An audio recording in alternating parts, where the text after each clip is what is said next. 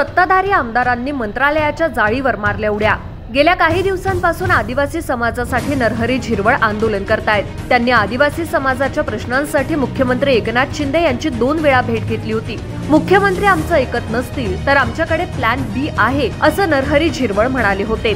आज उड्या मारण्यापूर्वी झिरवळ यांच्यासह काही आमदारांनी मुख्यमंत्री एकनाथ शिंदे यांची भेट घेतली होती। ही भेट निष्फळ ठरल्यानंतर झिरवळ यांच्यासह 2 आमदारांनी जाळीवर उड्या मारल्या। एसटीच्या आरक्षणास धक्का लागू नये ही मूळ मागणी आमदारांची आहे। तसंच पेसा अंतर्गत भरती करण्याची मागणी आमदारांची आहे। गेल्या काही दिवसांपासून आदिवासी समाजासाठी नरहरी झिरवळ आंदोलन करतायत। नरहरी झिरवळ आणि इतर 2 आमदारांनी संरक्षक जाळीवर उडी मारली। त्यानंतर नरहरी झिरवळ यांची प्रकृती बिघडली, त्यांचा रक्तदाब वाढला आहे। त्यांच्या तपासणीसाठी डॉक्टरांची टीम मंत्रालयात पोहोचली आहे। दरम्यान पोलिसांनी या सर्व आमदारांना बाहेर काढलं। त्यानंतर त्यांनी मंत्रालयात ठिय्या आंदोलन सुरू ठेवलं।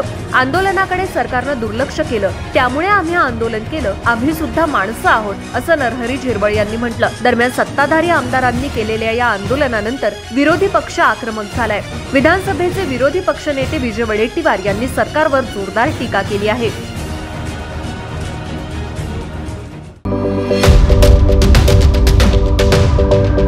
YouTube वर सुद्धा रायगड टाइम्स सर्च करा आणि पहा रायगडच्या कानाकोपऱ्यातील प्रत्येक बित्तम बातमी।